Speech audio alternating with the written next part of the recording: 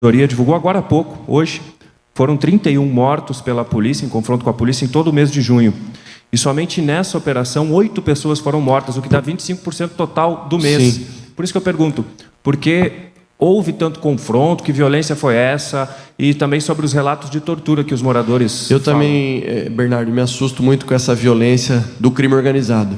Essa violência, ela ocorre por parte dos criminosos. E nós reagimos a essa violência na proporção em que eles atacam as polícias.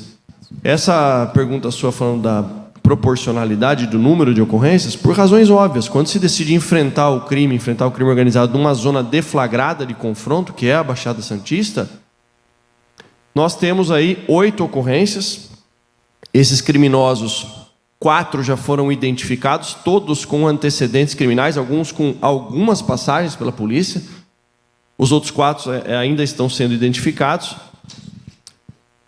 Existe um processo, né, que a Polícia Técnico-Científica faz, o Instituto de Medicina Legal.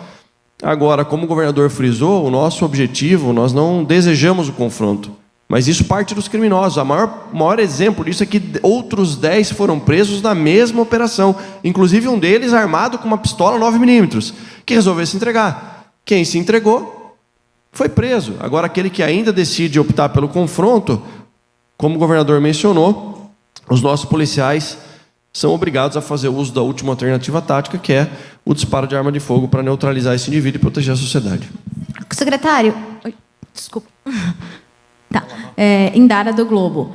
Secretário, foi apreendida a arma que matou o policial, junto com esse atirador? E qual é a origem dessa arma? É uma arma legal ou é uma arma ilegal? Não, ainda não foi apreendido esse armamento. O que se sabe pelo exame, pela apreensão que foi realizada, que foi um disparo de uma pistola 9mm. Eu vi, inclusive, algumas pessoas colocando como se fosse uma arma de grosso calibre ou uma arma utilizada por atiradores de precisão. Isso não é verdade. Então, o projétil apreendido, que infelizmente e lamentavelmente ocasionou a morte do soldado Reis, foi um disparo de uma pistola 9mm. Secretário, eu queria que o senhor detalhasse, tem essa informação de uma dessas mortes ter sido um pai de uma criança de 6 anos e que tinha sinais de tortura, marcas de cigarro no corpo dele. Que informação que vocês têm sobre essa morte específica? Eu também queria que o senhor comentasse essa pessoa presa, Erickson, ele gravou um vídeo que foi divulgado aí pedindo para que a matança parasse antes da prisão dele, por isso que ele ia se entregar. Queria que o senhor comentasse isso também, por favor. Essas são narrativas, como o governador mencionou, né? Depois que esse assassino ele foi preso, aí ele vira um bonzinho, um coitadinho. Na verdade, ele é o maior causador dessa tragédia que aconteceu na vida do soldado Reis e principalmente, que ninguém aqui dos senhores mencionou, mas eu tenho certeza que todos estão também compadecidos, com o Heitor, o filho do policial militar de 3 anos, que perdeu o pai. Então, depois que ele é preso, todo mundo vira santo, vira trabalhador. A verdade é que esse vídeo que ele fez, orientado pelos seus defensores, inclusive tem áudio do advogado orientando ele a fazer esse vídeo. Se os senhores ainda não possuem, ao longo das investigações, os senhores vão tomar conhecimento disso. É uma estratégia do crime organizado, inclusive de cooptar moradores, de cooptar pessoas das comunidades, que também são vítimas desse tráfico de drogas e do crime organizado, apresentando versões, dizendo que, olha, você vai lá e diz que o policial fez isso ou fez aquilo. Já temos casos, tá, de inquéritos policiais militares instaurados e, ao longo da investigação, chega-se à conclusão de que partiu uma ordem do crime organizado para a pessoa dizer que viu isso ou viu aquilo, e, no final das contas, é provado que não aconteceu. Olha, essa versão aí de indivíduo que foi torturado e depois... Isso não passa de narrativa para nós. Não chegou oficialmente nenhuma informação, muito menos indício e muito menos materialidade nesses casos. O que chegou para a gente foi que alguns criminosos optaram por reagir, por continuar enfrentando as forças policiais e, como o governador mencionou, os policiais têm que, em último caso, também reagir a esses confrontos. Bom dia, secretário. Bom dia. Além do... Desculpa que eu não lembro o nome de todo mundo. Túlio, da Folha. Túlio. Além do relato de tortura desse indivíduo, há também a ouvidoria investiga avisos por parte dos policiais no local de que eles prometeram matar 60 pessoas, 30 pessoas em cada um dos morros da região. Esse relato, inclusive, há redes sociais de um policial militar que trabalha na região, que ele reproduz essa informação. A ouvidoria confirma também que os moradores estão ouvindo esses relatos. O senhor quer comentar esse tema? É o mesmo, não passa de narrativa. Não chegou oficialmente para nós. E essa aí é a mais absurda, né? Dizer que enquanto não tiver o número X, a polícia, por nós, essa operação estaria continuando como estava acontecendo a Operação Impacto, saturação no Guarujá, para proteger as pessoas que moram na Baixada Santista, proteger inclusive a comunidade que também é vítima do tráfico de drogas. Não passa de narrativa. Essa questão a própria ouvidoria, eu ouvi declarações, inclusive vocês mencionaram, que quer apurar 10 mortes, nem são 10 mortes. Assim, eu temo que a fonte de informação da ouvidoria está sendo algo que não tem... Então, são 8 confrontos com 8 mortes. Eu não sei de onde está vindo essa informação. Não, então, não procede. São 8 ocorrências que resultaram em confronto, e dessas 8 ocorrências, são 8 mortes. E são 10 flagrantes. Secretário, nós sabemos que o problema na Baixada ele é recorrente, né? Não é de hoje. A gente vem registrando praticamente, quase que cotidianamente, problemas na Baixada. Bastou acontecer essa tragédia para que o governador aumentasse o efetivo, só que não passou o número. Nós gostaríamos de saber qual o efetivo atual e de quanto será esse aumento, né? E por que essas providências não foram tomadas, né, com antecedência, haja vista que vocês já tinham esses dados dessa criminalidade na Baixada. Qual que é o nome do senhor veio? Nilson Bittar, da RTN, Canal 47. Desculpa, eu acho que faltou um pouco também. O governador mencionou. Não bastou esse fato para a gente aumentar o efetivo e continuar com a operação. Esse fato aconteceu, a rota ela estava patrulhando a Baixada Santista justamente por conta da prioridade da nossa gestão em reforçar o policiamento no litoral. Era a Operação Impacto Litoral. Já vem acontecendo desde o início da nossa gestão. Agora, o reforço, o aumento real de efetivo que o governador mencionou, a gente não consegue da noite para o dia aumentar sem que haja um concurso, um novo edital de concursos, um período de formação que leva no mínimo 1 ano, no caso do policial militar.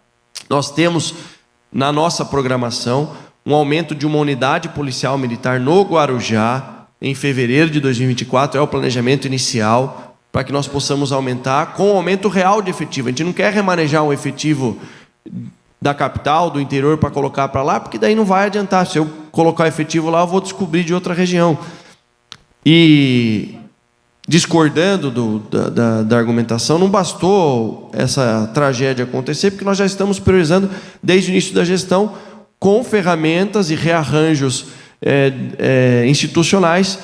No caso, a Operação Impacto, com um efetivo que não é da região, que vem para reforçar e volta, vem para reforçar e volta. E as tropas de choque, nesse caso, são empregadas nesse sentido, pela proximidade com o litoral e também pela facilidade de emprego. Secretário, Malu Mães, da CBN, eu tenho 2 perguntas. A primeira, a Operação Escudo estava prevista para durar 30 dias. Agora que já foi, isso segundo as informações que a gente conseguiu com a SSP, depois que foi preso o Erickson, vai continuar essa operação por 30 dias ou não? E a segunda pergunta, os agentes que participaram da operação estavam com as câmeras na farda deles e os senhores vão analisar essas imagens, o áudio, para checar se houve, por exemplo, esses relatos que a ouvidoria aponta de ameaças e de tortura? E sim, também... claro, como sempre foi feito. Agora, essa informação de que vai parar a operação porque o indivíduo que atirou no policial foi preso. Não vai. A nossa primeira coletiva, a gente mencionou que a operação ela vai prosseguir por, no mínimo, 30 dias. Mas já é uma operação que vem acontecendo, né? Impacto já vinha acontecendo. A Operação Escudo teve um aumento de efetivo para esse primeiro momento, mas a operação vai continuar por, no mínimo, 30 dias. Sim, por, no mínimo, 30 dias. Combater o crime organizado na Baixada Santista. Sim, precisa. Pergunta pro pessoal que mora lá se não precisa do efetivo, do reforço policial. Precisa e muito. Tanto é que nós vamos criar uma unidade policial militar com aumento real de efetivo. Nós sabemos que, lamentavelmente, a Baixada Santista não recebeu o devido apoio. Isso não é culpa dos policiais, tá? Não recebeu a devida atenção que merecia, e nós não podemos deixar com que no estado de São Paulo haja locais onde as forças policiais não possam levar a segurança para a população. Mayra, da Band, bom dia. Queria entender, bom, já falou um pouquinho dos próximos passos da operação, mas todos os envolvidos já foram presos ou vocês ainda estão buscando mais algum? E como é que tem certeza que o indivíduo que se entregou foi de fato o autor do disparo? E só uma dúvida rápida, o soldado que faleceu estava usando colete? Sim, estava usando. O disparo, ele infelizmente entrou pela região do ombro e transfixou na parte do peito do policial. Desculpa, a primeira pergunta foi? Ah, tá. Excelente pergunta. Não, a primeira pergunta que você fez, que eu acho que é mais técnica e interessante a gente responder, como nós sabemos que ele foi o autor dos disparos? Por provas testemunhais dos outros indivíduos presos. Nós temos ali um trabalho de investigação que foi feito, e aqui eu tenho que reforçar o trabalho e a integração entre as forças de segurança, Polícia Civil e Polícia Militar, um desempenho fantástico, uma pronta resposta. As primeiras 24 horas são fundamentais em qualquer crime, todos vocês sabem disso, mas o trabalho que foi feito por parte da Polícia Civil, integrado com a Polícia Militar, que no local da ocorrência, no local onde houve o disparo, uma nota fiscal de um estabelecimento comercial foi localizada, os policiais civis do DINTER 6 foram até esse estabelecimento, identificaram a compra de um salgado, um croissant, foram atrás das câmeras de monitoramento, não só do local, mas do trajeto do local até o ponto onde foi onde o soldado foi atingido, identificaram por essas câmeras todo o trajeto que essa criminosa, essa mulher que participava ali da organização criminosa do tráfico de drogas realizou. Foi feita a prisão dela. Já na prisão dela nós chegamos até os outros indivíduos, pela prova testemunhal dela, comentou o nome e o apelido dos outros. Ainda tem um indivíduo que possa ter participado, possa ter estado no momento do disparo de arma de fogo no local, e as investigações continuam por parte da Polícia Civil e também pelo Serviço de Inteligência da Polícia Militar. O governador aqui mencionou, ele se entregou, o indivíduo se entregou na presença do seu defensor para o Serviço de Inteligência da Polícia Militar, que todos conhecem muito bem, chamado PM Vítima, faz parte da Corregedoria da Polícia Militar na data de ontem. Secretário, vou fazer uma pergunta sobre Cracolândia. Vocês falaram desse final de semana, claro. Foram 15 prisões, no meio da semana passada tinham tido 16, se eu não estou errado. 18, perdão. No sábado passado. O governador falou até que algumas das pessoas presas nesse final de semana já haviam sido presas na semana passada. A minha pergunta é a seguinte, já foi feito algum trabalho na Polícia Civil, na PM, para entender por que não está sendo possível apresentar essas pessoas à justiça de forma que a justiça entenda que elas vão permanecer presas? Porque a gente não entende como é possível a pessoa ser presa e não conseguir uma temporária, uma preventiva contra ela, já que ela está sendo presa. Onde que a polícia está errando, o SEC está errando, no sentido de conseguir juntar os elementos suficientes para que a pessoa se mantenha presa? Por que a justiça não está concordando com essas prisões? E uma outra pergunta, até agora a gente não viu nenhum a gente historicamente sabe de suspeitas de participação de policiais no tráfico de drogas na Cracolândia. Até agora não foi feito nenhum anúncio por parte de vocês de identificação de prisão de possíveis policiais que colaboram com o tráfico. Isso está sendo feito também? Vamos lá, pessoal. Primeiro ponto. Será que é culpa da polícia? É óbvio que não. São as últimas 3 operações realizadas, no nosso ponto de vista, um sucesso as operações, né? Nós tivemos 16 criminosos presos no começo de junho, salvo engano, dia 14 de junho, sendo 2 indivíduos apontados como importantes na facção criminosa, um de nome Abraão, outro de apelido Carro Preto, uma outra mulher de nome Bárbara que foi presa dentro de uma ocupação de um movimento social. que tinha no armário dela, dentro dessa ocupação, uma quantidade considerável de drogas.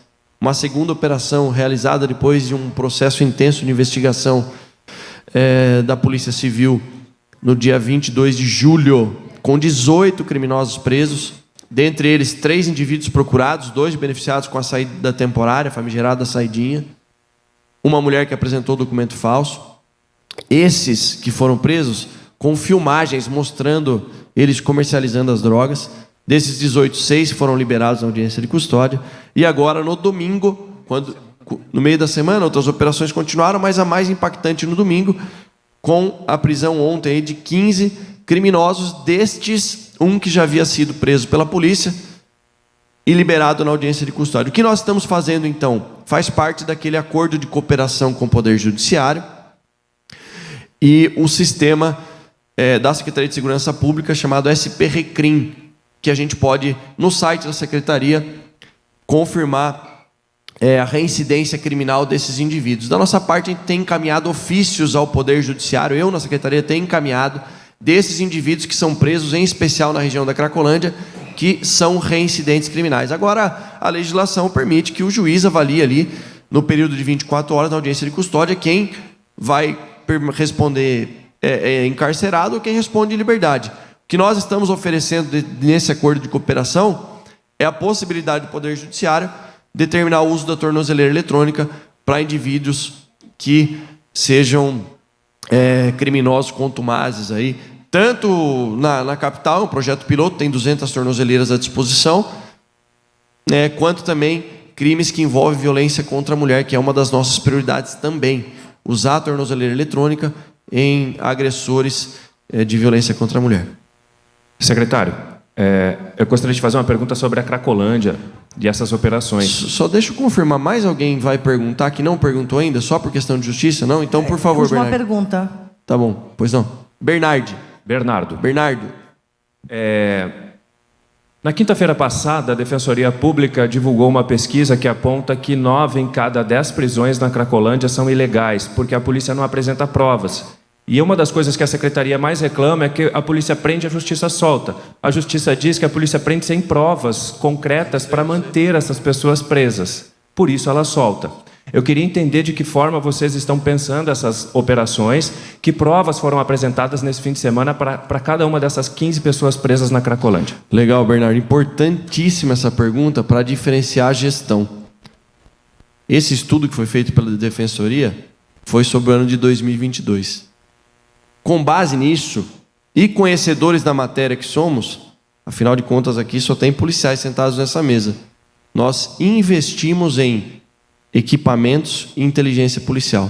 As nossas prisões se diferenciam das do ano passado justamente pelo corpo probatório.